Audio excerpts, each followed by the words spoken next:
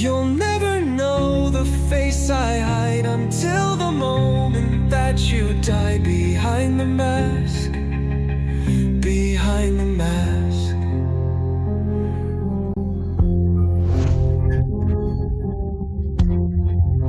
Welcome to Behind the Mask, the podcast where we examine some of history's most perplexing unsolved mysteries. I'm your host, Alex Rivers, and today we're traveling to the secluded countryside of Bavaria, Germany. The year is 1922. World War I has ended, leaving Germany in political and economic turmoil. But in the quiet farmlands north of Munich, a different kind of darkness is about to descend.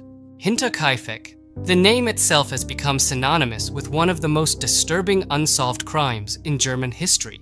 6 people brutally killed on an isolated farm. But that's not even the most unsettling part. For days before the murders, the family reported strange occurrences.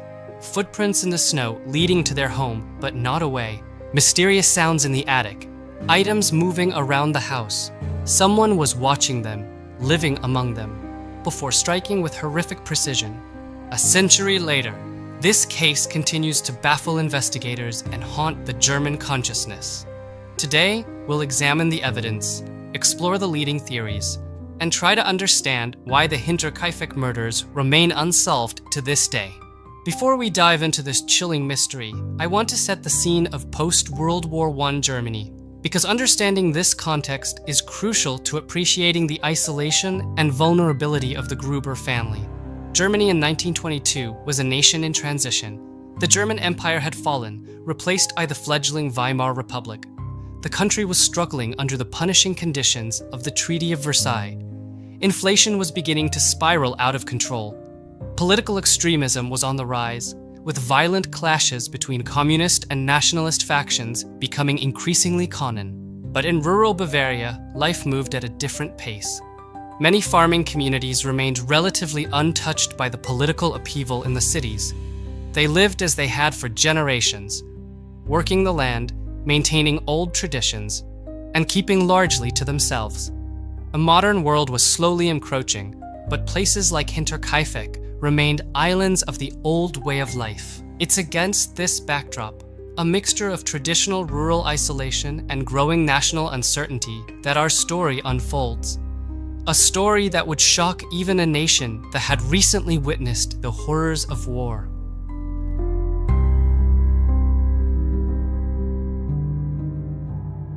To understand the Hinterkaifeck case, we first need to understand its setting. Hinterkaifeck wasn't a town or village.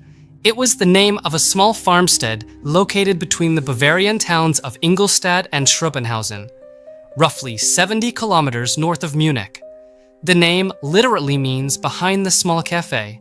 Referencing its remote location, the farm was home to the Gruber family, headed by 63-year-old Andreas Gruber and his wife Cecilia, who was 72. Also living on the farm was their widowed daughter, 35-year-old Victoria Gabriel, and her 2 children, 7-year-old Cecilia and 2-year-old Josef. The farm was quite isolated. The nearest neighbors were several hundred meters away, and the closest village was a good walk through the Bavarian countryside. This isolation would play a crucial role in what was about to unfold. Let me paint a picture of Hinterkaifeck for you. Imagine a typical Bavarian farmstead of the 1920s. A main house with thick stone walls and a steep pitched roof to withstand the heavy winter snows. Adjacent to the house was a barn where the family kept their livestock, mainly cattle, but also some pigs and chickens. There were storage buildings for grain and equipment. The entire property was surrounded by fields that the family cultivated, with forests beyond. In winter and early spring, when this story takes place, these forests would have been stark and bare, the trees like skeletal fingers reaching toward the sky. At night, with no nearby electric lights, the darkness would have been nearly complete. The Grubers were known in the area as a hard-working farming family, relatively well off by the standards of post-war rural Germany. But they were also somewhat reclusive, and there were troubling rumors about the family dynamics. Local gossip suggested an incestuous relationship between Andreas and his daughter Victoria. In fact, historical records indicate that Andreas had previously been imprisoned for this relationship. There were also questions about the paternity of little Joseph, with a local farmer named Lorenz Schlittenbauer claiming to be the boy's father. Andreas Gruber was described by neighbors as stern and not particularly well-liked. He was known to be controlling and suspicious of outsiders. His wife, Casilia, was said to be more reserved, often deferring to her husband in most matters. Victoria, despite the rumors about her relationship with her father, was generally well regarded in the community and seen as a dedicated mother to her children. 7-year-old Casilia was known as a bright, friendly child who attended the local school. Little Josef, only 2 years old, was too young for much of a public presence. Their lives were typical for rural children of the time, helping with age-appropriate farm chores, playing in the farmyard, and in Casilia's case, attending the village school. The sixth person at the farm was Maria Baumgartner, a 44-year-old maid who had just arrived at Hinterkaifeck on March 31st, 1922, the very day the murders would occur. The previous maid had abruptly quit 6 months earlier, reportedly claiming the house was haunted. Little did Maria know that her first day of work would also be her last. What makes the Hinterkaifeck case so deeply disturbing isn't just the murders themselves, but the eerie events that preceded them. In the days before the killings, Andreas Gruber noticed several inexplicable occurrences around the farm. About a week before the murders, Andreas discovered footprints in the fresh snow. They led from the edge of the forest directly to the farm, but strangely, there were no footprints leading away. He told neighbors about this peculiar finding, mentioning that he had followed the tracks to his home, but couldn't find any continuation of the trail. It was as if someone had walked to the farm and simply vanished. Imagine Andreas's growing unease as he followed these mysterious tracks through the snow. The footprints led straight to his house, to his family, but provided no clue about who had made them or where they had gone. In a rural area where unexpected visitors were rare, this discovery would have been profoundly disturbing. Then, Andreas began noticing that small items around the house seemed to disappear or move locations. A set of house keys went missing. A newspaper that no one in the family had purchased appeared in the home. These weren't dramatic events, just small, unsettling anomalies that suggested someone else might be present. Most disturbing were the noises. Andreas reported hearing footsteps in the attic and strange sounds coming from within the walls of the house. He and his family searched the farm buildings thoroughly but found nothing unusual.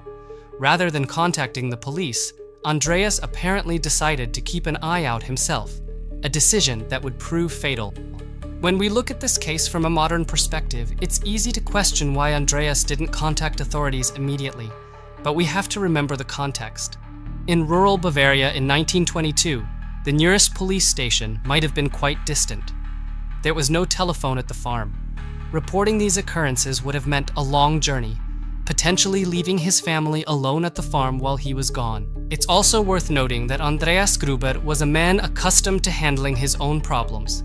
He had lived through the tumultuous years of World War I and its aftermath without relying on outside help.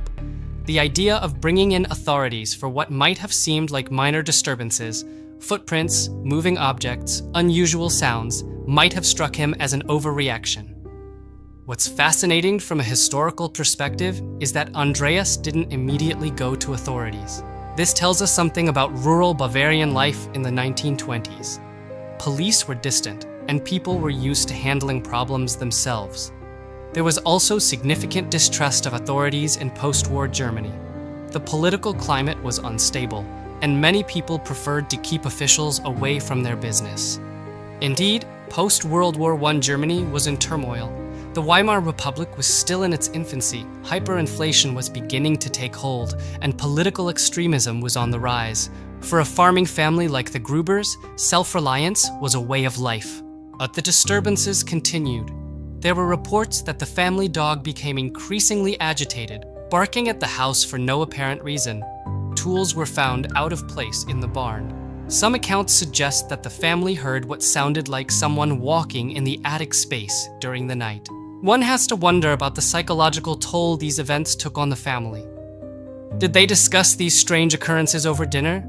Did little Casilia have trouble sleeping, frightened by the unexplained noises? Did Victoria perhaps urge her father to contact the authorities only to be overruled? The historical record doesn't tell us these details, but we can imagine the growing sense of unease and vulnerability they must have felt. Despite finding no explanation for these disturbing events, the family continued their daily routines. Victoria even arranged for a new maid, Maria Baumgartner, to begin work on March 31st. It's unclear whether Maria was informed about the strange occurrences at the farm. Maria arrived at Hinterkaifeck on the afternoon of March 31st, brought to the farm by her sister. Her sister later reported that nothing seemed amiss when she left Maria at her new workplace. The family appeared to be going about their normal activities. Little Casilia had returned from school. Andreas and his wife were preparing for the evening chores. Victoria was tending to young Joseph. By all accounts, it seemed like an ordinary day on a Bavarian farm. There was no indication that someone, perhaps the same someone who had left those footprints in the snow and made those noises in the attic, was watching and waiting. What we know for certain is that sometime after Maria's arrival on Friday, March 31st, the killer or killers emerged from hiding, and what happened next would shock the entire nation.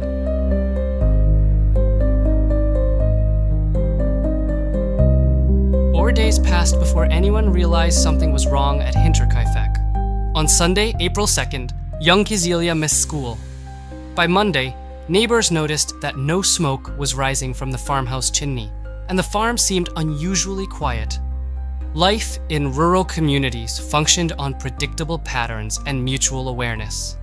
When these patterns were disrupted, when a child didn't appear at school, when farm chores visibly went undone, people took notice, not out of nosiness, but out of a sense of community responsibility. Monday came and went. Tuesday morning, April 4th, arrived with still no sign of activity from Hinterkaifeck. The mail carrier reported that the weekend's mail remained untouched in the box. A local mechanic who was scheduled to repair farm equipment received no answer when he knocked on the door. Finally, several villagers decided something must be wrong. A group of neighbors, including Lorenz Schlittenbauer, the man who claimed to be little Josef's father, made their way to the isolated farm that afternoon. As they approached Hinterkaifeck, they would have immediately sensed that something was wrong. The farm, which should have been a hub of activity, was eerily silent. No animals moving about in the yard, no smoke from the chimney, no sounds of daily work. A group first looked in the barn. There they found 4 bodies stacked on top of one another. Andreas, his wife Cecilia, their daughter Victoria, and little Cecilia all had been brutally attacked with what appeared to be a pickaxe or mattock, a common farm tool. The discovery must have been absolutely horrifying for these neighbors. Remember, this was a small community where everyone knew each other. These weren't anonymous victims. They were people the discoverers had known their entire lives. Lorenz Schlittenbauer, in particular, was confronted with the body of a child he believed to be his son. Inside the house, they found 2 more victims, the toddler Josef, killed in his crib, and the new maid Maria, murdered in her bed. All 6 victims had been killed by blunt force trauma, primarily to the head. But the disturbing scene revealed something even more chilling than the murders themselves. What makes Hinterkaifeck truly unusual is the evidence that the perpetrator didn't immediately flee after the murders. The cattle and livestock had been fed in the days between the murders and discovery. Food had been eaten from the kitchen. Someone had been living in the house, with the bodies of the family still on the property. This detail that the killer remained at the scene raises profound questions about the psychology behind these murders. Most killers flee immediately after their crimes, driven by fear of discovery and arrest.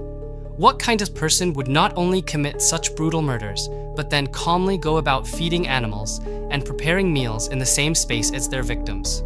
The investigators determined that the family members found in the barn had likely been lured there one by one and killed. The killer then entered the house and murdered young Joseph and the maid Maria in their beds.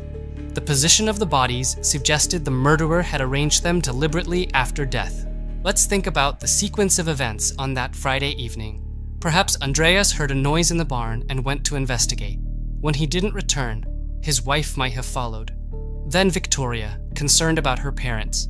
Finally, young Casilia, wondering where everyone had gone. each victim walking unknowingly into the trap. It was a crime that showed both calculation and extreme violence.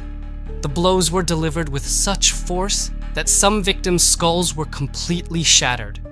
This suggests either tremendous strength, uncontrolled rage, or both. Curiously, while valuables were present in the home, nothing significant appeared to be stolen. This wasn't a robbery gone wrong. This was something far more sinister. Word of the murders spread quickly through nearby villages. People locked their doors, perhaps for the first time. Parents kept children close. The community that had felt safe in its isolation was suddenly aware of its vulnerability. The Bavarian police arrived to investigate, but they were hampered by several factors. First, the crime had been discovered 4 days after it occurred. Second, the crime scene had been contaminated by the neighbors who found the bodies. And finally, forensic science in 1922 was still in its infancy. Nevertheless, they collected what evidence they could and began the largest murder investigation in Bavaria's history. The initial investigation into the Hinterkaifeck murders was extensive by the standards of the time. Police examined the crime scene, interviewed neighbors, and looked into the victims' backgrounds. They even brought in a dog to track scents and studied the tool marks on the victims' bodies. The murder weapon, presumably a mattock or pickaxe, was never found. Investigators believed the killer took it with them or hid it somewhere on the vast property. Given the force of the blows, they suspected the murderer was physically strong, likely a man or possibly multiple perpetrators. It's worth taking a moment to consider the investigative limitations of 1922. This was decades before DNA analysis, sophisticated fingerprint databases, or forensic psychology as we know it today. The investigators had to rely primarily on physical evidence and witness testimony. When we review historical cases like Hinterkaifeck, we have to appreciate just how difficult police work was a century ago. Investigators couldn't secure a crime scene with modern tape or barriers. They didn't have access to luminol to detect blood traces or advanced cameras to document every detail. They were working with the most basic tools, their observations, measurements, and interviews. Despite these limitations, the investigators were thorough. They conducted detailed interviews with everyone who had any connection to the Gruber family. They examined financial records, looking for potential motives. They traced the farm's recent visitors and thoroughly documented the crime scene. The autopsies revealed that all victims died from blunt force trauma to the head. Victoria's autopsy found something additional. She had been strangled before the fatal blows were delivered. Young Kazilia's autopsy revealed tufts of her own hair clutched in her hands, suggesting she had been alive long enough to grab at her head wound in pain, a heartbreaking detail that hints at the prolonged nature of at least some of the attacks. The police pathologist determined that the murder weapon had both a sharp and a blunt edge, consistent with common farm tools like mattocks or pickaxes.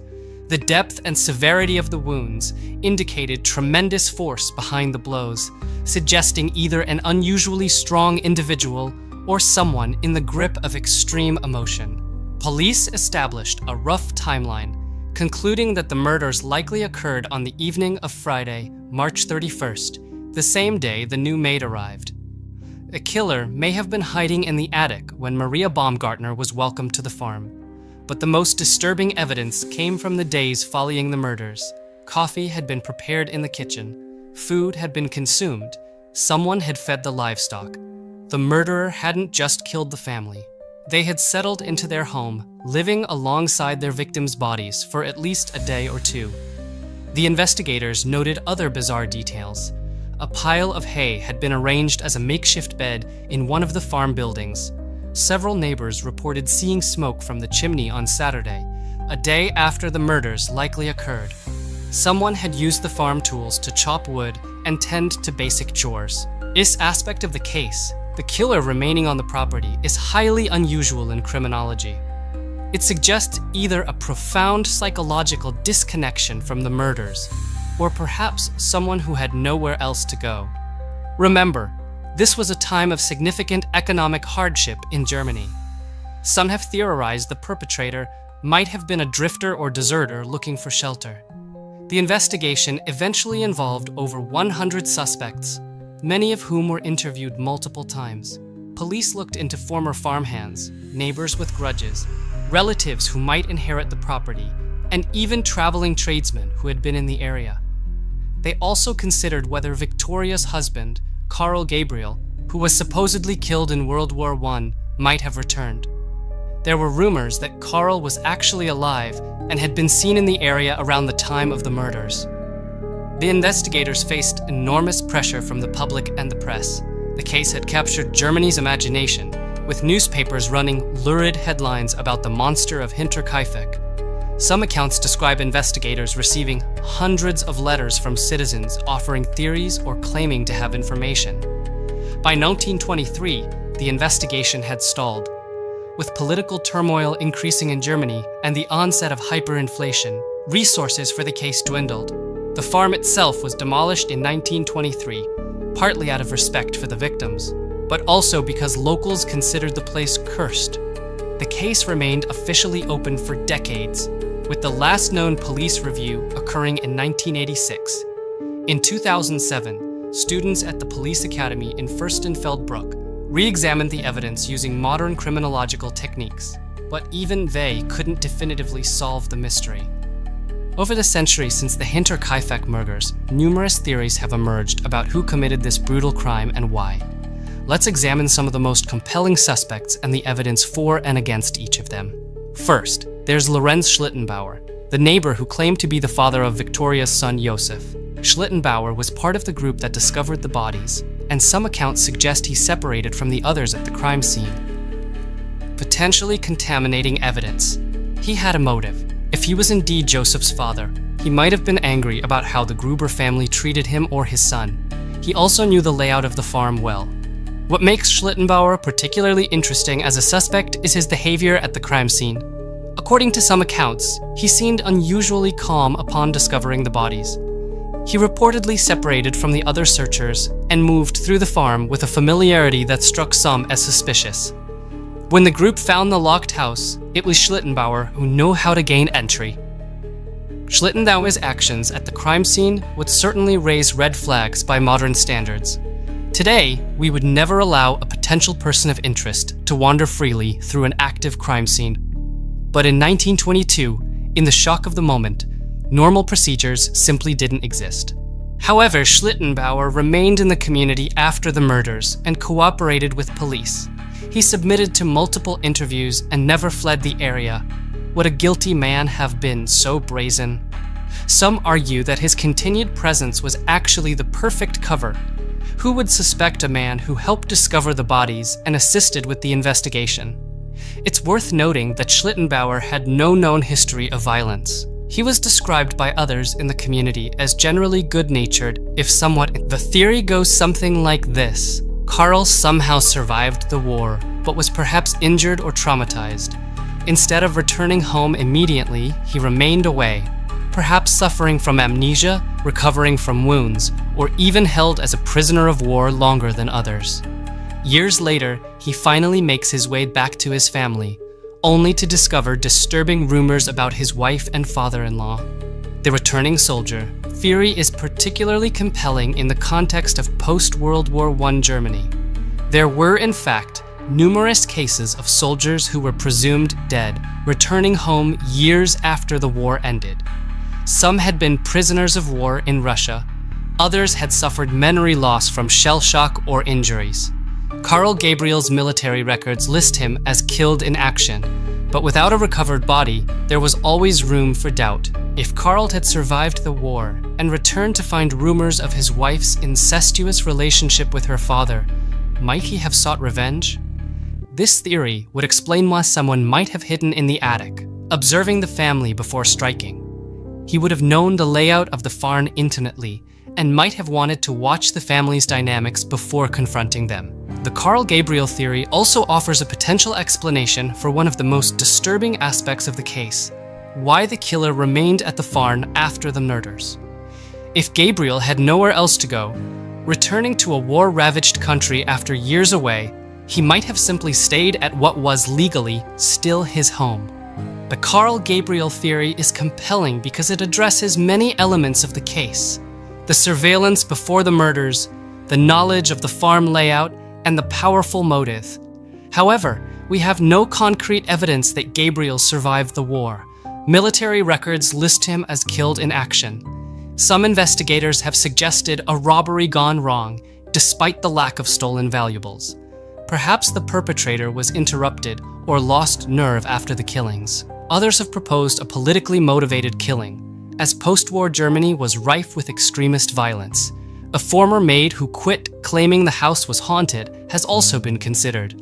Perhaps she knew something about the disturbing family dynamics or had witnessed inappropriate behavior.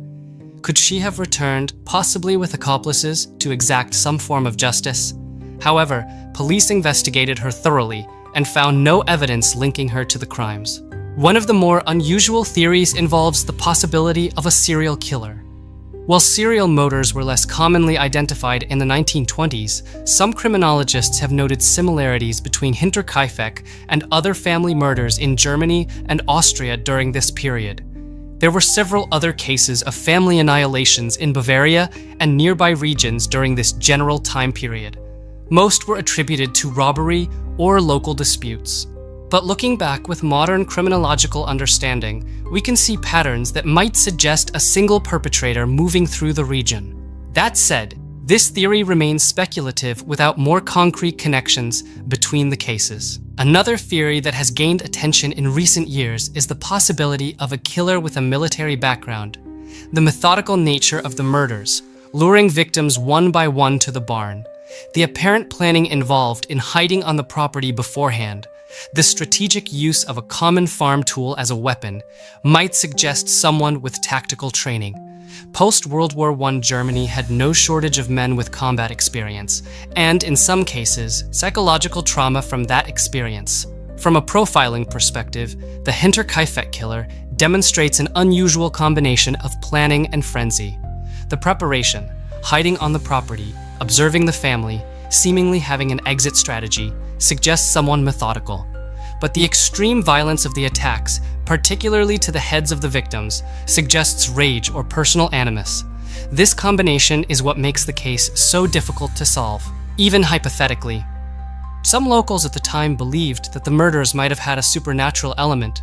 The previous maid's claims that the house was haunted, combined with Andreas's reports of strange noises, led to whispers about malevolent spirits.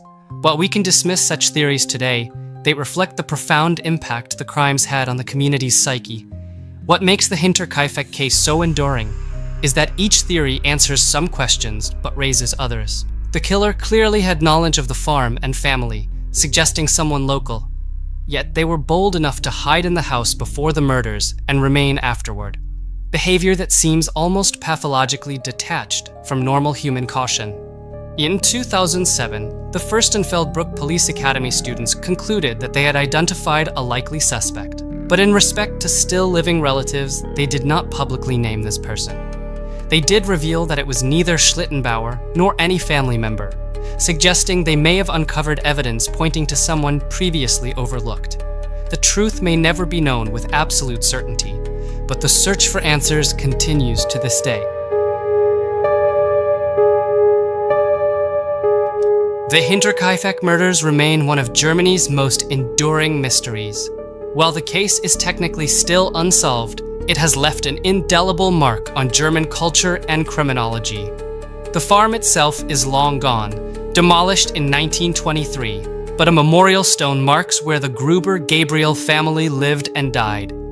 The case has inspired books, films, and continues to fascinate amateur sleuths and professional criminologists alike. What lessons can we draw from this century-old tragedy? Perhaps the most obvious is about personal safety. Andreas Gruber noticed clear warning signs, footprints leading to his house but not away, strange noises in the attic, missing items, yet he didn't seek help. While we can understand his decision in the context of his time and place, it serves as a reminder that unusual or threatening occurrences should be taken seriously. The case also highlights how much forensic science has advanced in the past century. Today, DNA analysis, advanced fingerprinting techniques, psychological profiling, and other modern investigative methods might well have solved the Hinterkaifeck murders within days or weeks. The students who re-examined the case in 2007 had access to case files and photographs, but not to physical evidence that has long since been lost to time. Hinterkaifeck represents a fascinating intersection of history, criminology, and psychology. It occurred at a pivotal moment in German history, after the trauma of World War I, but before the hyperinflation crisis and the rise of Nazism. The isolation of the farm, both physically and perhaps culturally, created conditions where danger could lurk undetected until it was too late. For the people of Bavaria, the case became something of a dark legend, a cautionary tale about the vulnerability of even the most secluded homesteads.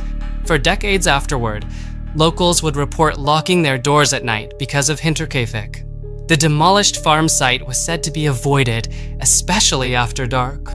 Perhaps what makes Hinterkaifeck so compelling is not just the brutality of the crime, but the deeply human questions it raises. How well do we know our neighbors?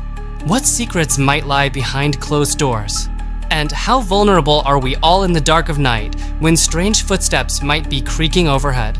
The shadows in the attic at Hinterkaifeck may forever keep their secrets, but in examining this case, we honor the memory of 6 lives cut tragically short on that Bavarian farm a century ago. I'm Alex Rivers, and this has been Behind the Mask. Join us next week as we explore another perplexing mystery from the past. Until then, sleep well, and maybe check your attic before you do.